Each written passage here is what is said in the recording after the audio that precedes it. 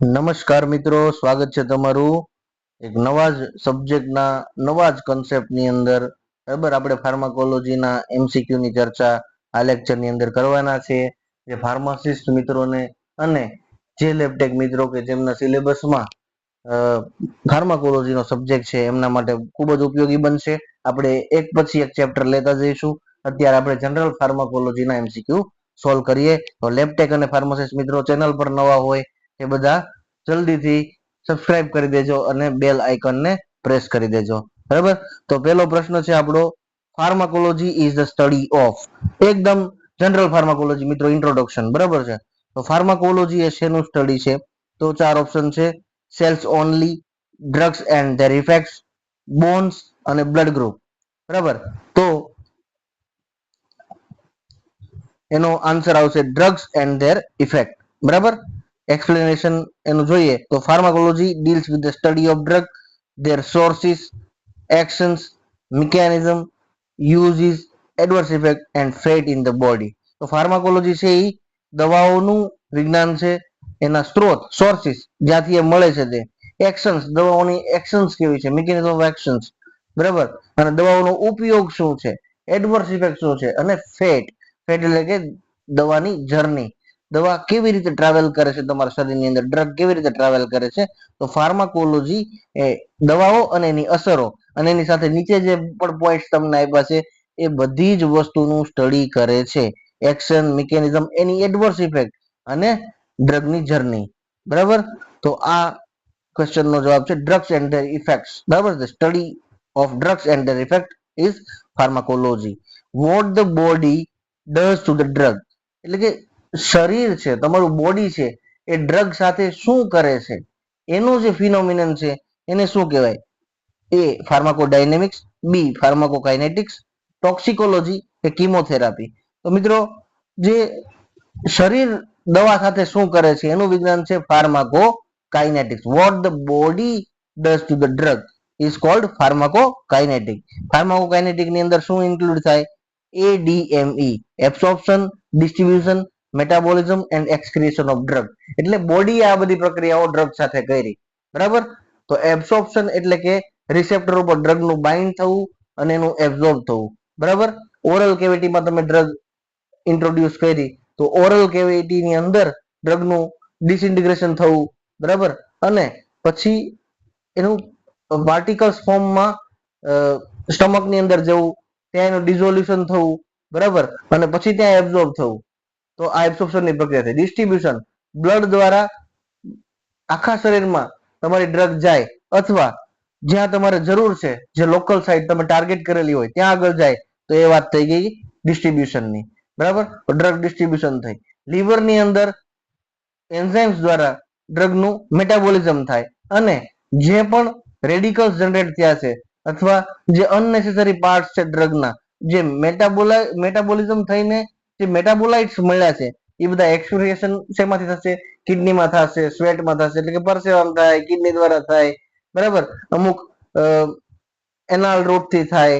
બરાબર, તો આ આખું જે વિજ્ઞાન છે કે જેમાં બોડી દવા સાથે શું કરે છે એને કહેવાય ફાર્માકોકાઇનેટિક. જ્યારે દવા શરીર સાથે શું કરે છે, બરાબર, what the drug does to body, એને ફાર્માકો ડાયનેમિક્સ કહેવાય. આગળ આવશે. ટોક્સિકોલોજી કોને કહેવાય? કે study of poison is known as toxicology. બરાબર, કીમોથેરાપી, તો એન્ટીબાયોટિક્સ નો યુઝ કરીને ઇન્ફેક્શનને મટાડવાની જે પ્રક્રિયા છે, જે થેરાપી છે, એને કહેવાય કીમોથેરાપી.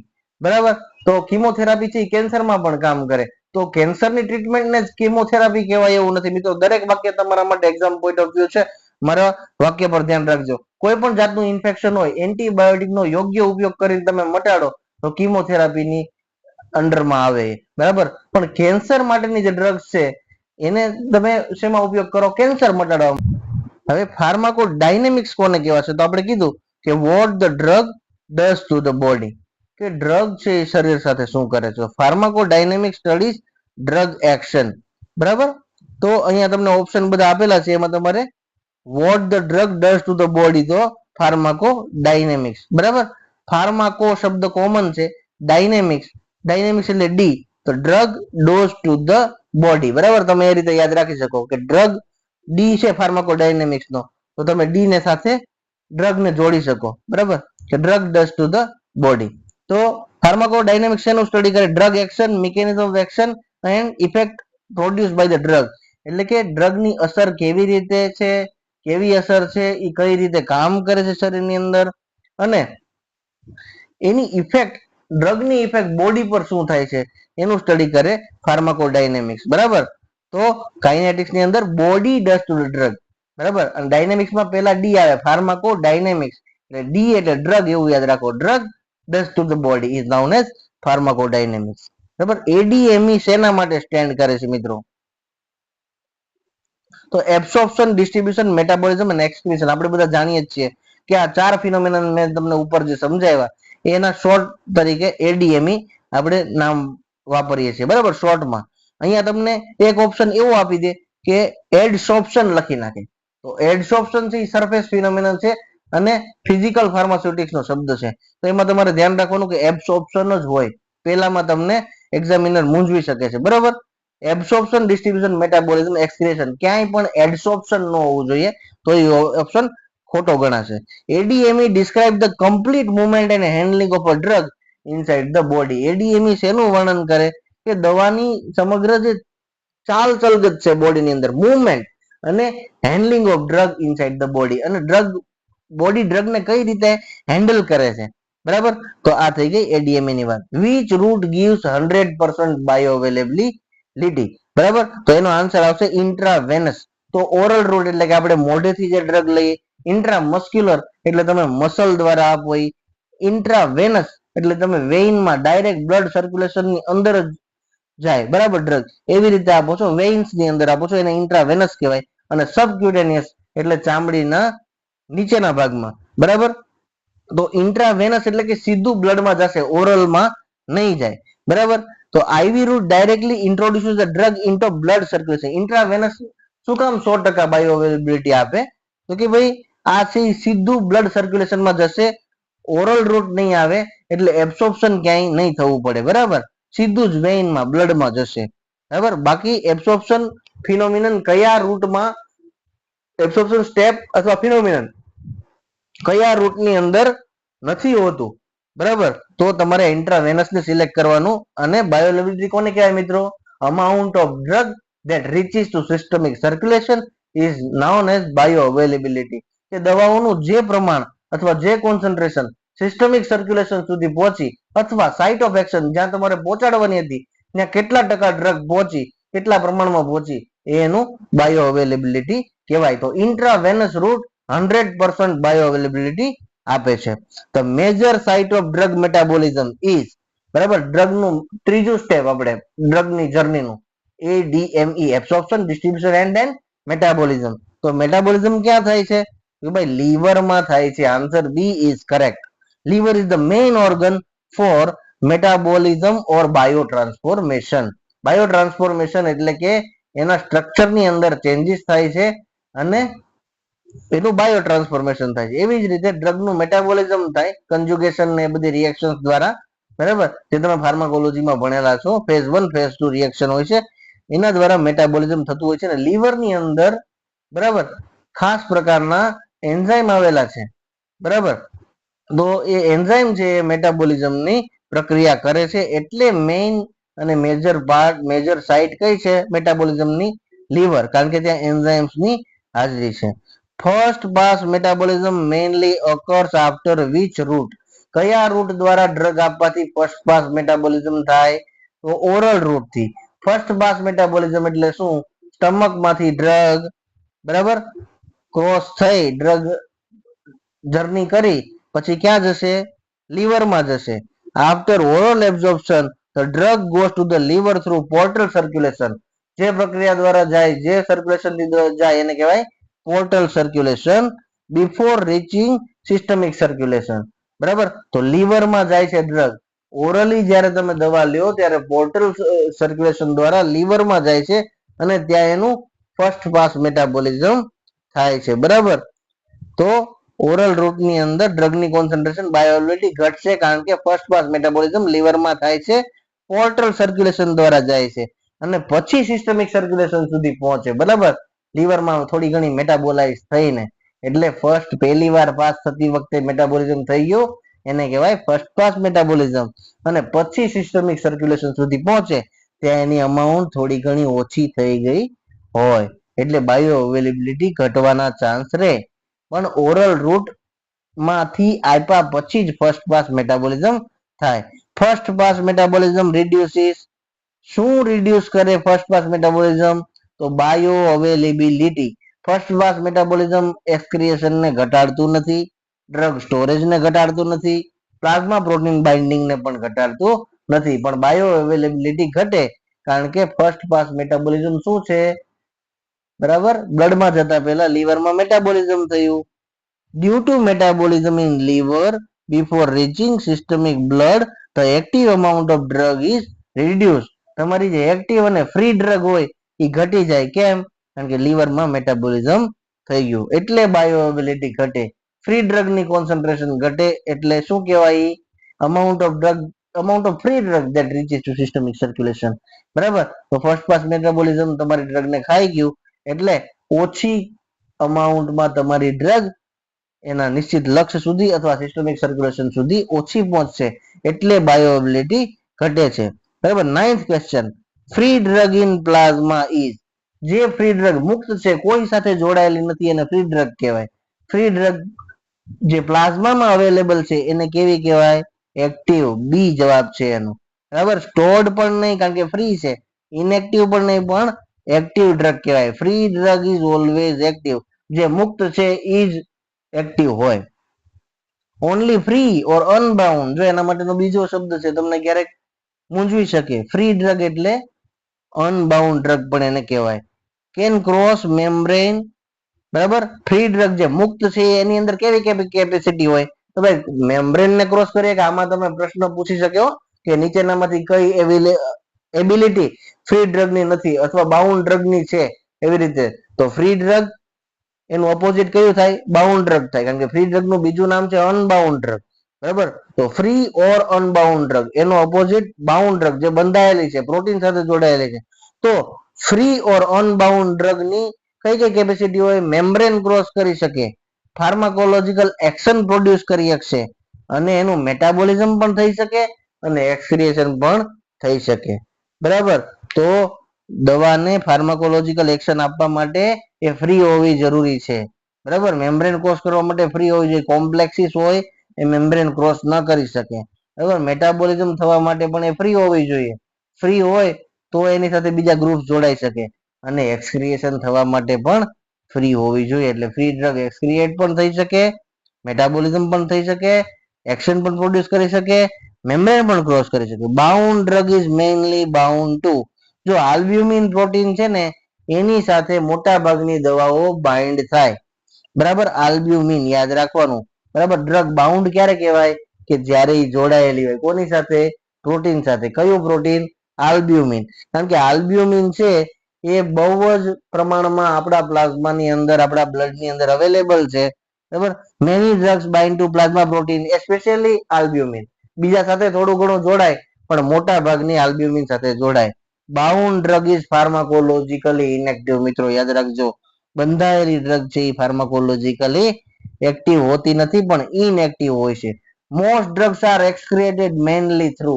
મોટા ભાગની દવાઓ કઈ ઓર્ગન દ્વારા એક્સક્રિએટ થાય છે? બરાબર, શરીરની બહાર નીકળે છે. તો મોટા ભાગની કિડની દ્વારા. Kidney is the main route of drug excretion through urine. બરાબર, યુરિન દ્વારા કિડની વડે, બરાબર, એ મોટા ભાગની દવાઓ એક્સક્રિએટ થતી હોય છે. Half life of drug means the time required for plasma drug concentration to reduce by. Half life તમે કોને કહેશો? તો જે સમય તમે માપો છો, કેટલા ટકા સુધીનો સમય માપશો? ડ્રગની કોન્સન્ટ્રેશન કેટલા ટકા ઘટે ત્યારે તમે એને હાફ લાઈફ કહેશો. તો હાફ શબ્દ છે, ઇઝીલી યાદ રહી જાય. 50% કોન્સન્ટ્રેશન થાય થવા માટે લાગતો સમય એને કહેવાય હાફ લાઈફ ઓફ ડ્રગ. બરાબર, time required for plasma drug concentration to reduce up to 50% is known as half life. Half life is the time required for the plasma concentration of drug to become half. Half થવા માટે જે સમય લાગે એને કહેવાય half life. Steady state is usually achieved in about 4 to 5 half lives. યાદ રાખી લેવાનું મિત્રો. સ્ટેડી સ્ટેટ ક્યારે અચીવ થાય? તો કે ભાઈ 4 થી 5 હાફ લાઈફ જાય એટલે સ્ટેડી સ્ટેટ તમારું અચીવ થઈ જાય છે. Repeating dosing usually reaches steady state concentration after 4-5 half life. તમે વારંવાર દવાને ઇન્ટ્રોડ્યુસ કરો શરીરમાં એટલે 4 થી હાફ લાઈફ 4 થી 5 હાફ લાઈફ જેટલો સમય જાય એટલે સ્ટેડી સ્ટેટ કોન્સન્ટ્રેશન આવી જાય. પછી પ્લાઝમાની ડ્રગ કોન્સન્ટ્રેશન છે એ મેન્ટેન રહેવા માંડે સમયની સાથે. બરાબર. Morphine is obtain from. Morphine ક્યાંથી તમને મળી આવે? ઓપિયમ પોપાઈમાંથી. ડિજિટાલિસ છે પણ ડિજિટાલિસ કાર્ડિયોટોનિક ડ્રગ છે. બરાબર. ડિજીટોક્સિન ને એ બધે એવા કેમિકલ કન્સ્ટિટ્યુટ આપે છે. ડિજોક્સિન ડિજીટોક્સિન. ઓપિયમ પોપાઈ છે એમાંથી તમે મોર્ફિન ને ડિરાઈવ કરી શકો. બરાબર. તો ઓપિયમ પોપાઈ જે ફળ છે એનું, બરાબર, એમાંથી મળી આવે. સિંકોના. સિંકોના તો સિંકોનિન. બરાબર. તો સિંકોના એટલે તજ. બરાબર. અને રાઉલ્ફિયા. રાઉલ્ફિયા સર્પેન્ટિના. બરાબર.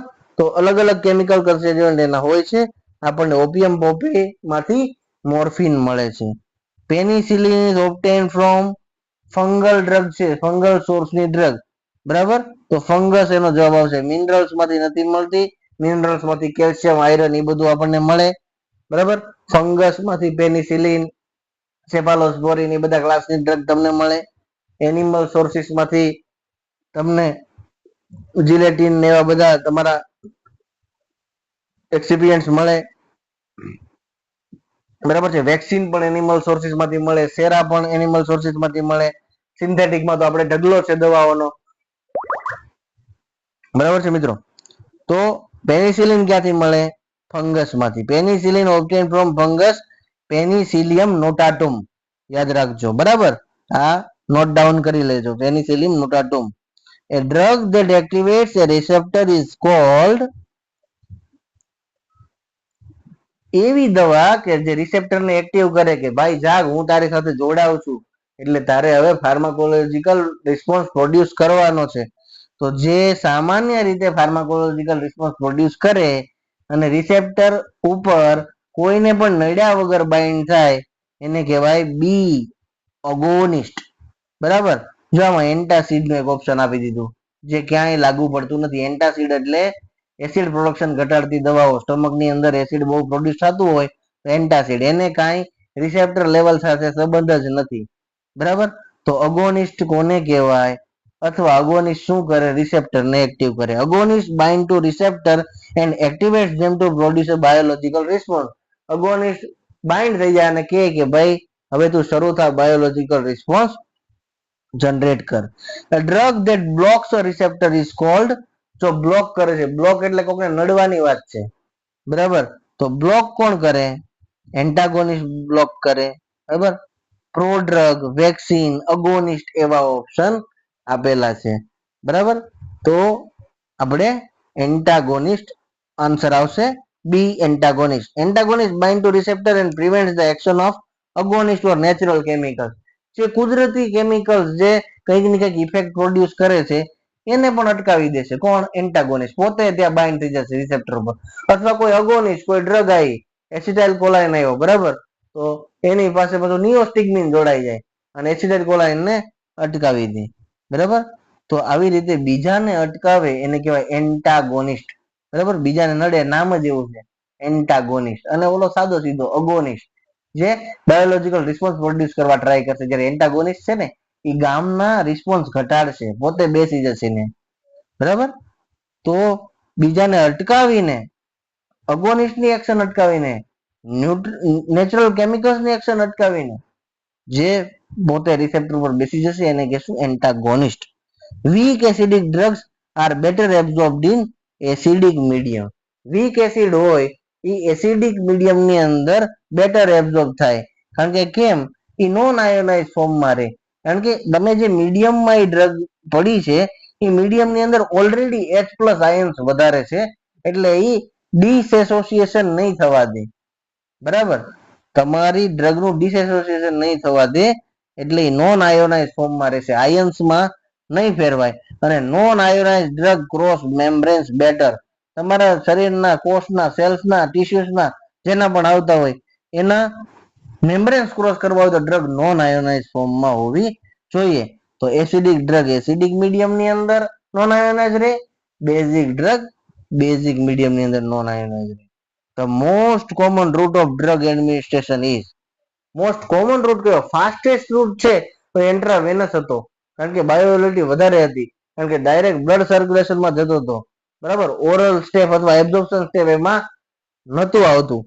પણ આ છે મોસ્ટ કોમન, એટલે સૌથી વધારે વપરાતો રૂટ કયો ડ્રગ એડમિનિસ્ટ્રેશન માટે? કે ભાઈ oral. Oral route is safe, સુરક્ષિત છે, કન્વેનિયન્ટ, ઈઝી, ગળી જવાનું, ક્યાંય વાગતું નથી, ક્યાંય સોય નહીં. Convenient, economical and commonly use for long term treatment. બરાબર, સેફ છે, સસ્તો રૂટ છે, લોંગ ટર્મ ટ્રીટમેન્ટની અંદર વપરાય છે. બરાબર, ફાર્માકોલોજી ફાર્માકો વિજિલન્સ મિત્રો યાદ રાખજો, પૂછાય જાય એવો પ્રશ્ન છે. Is related to drug manufacturing સાથે કાંઈ સંબંધ એને છે નહીં. તો બીજો ઓપ્શન છે detection and prevention of adverse drug reaction.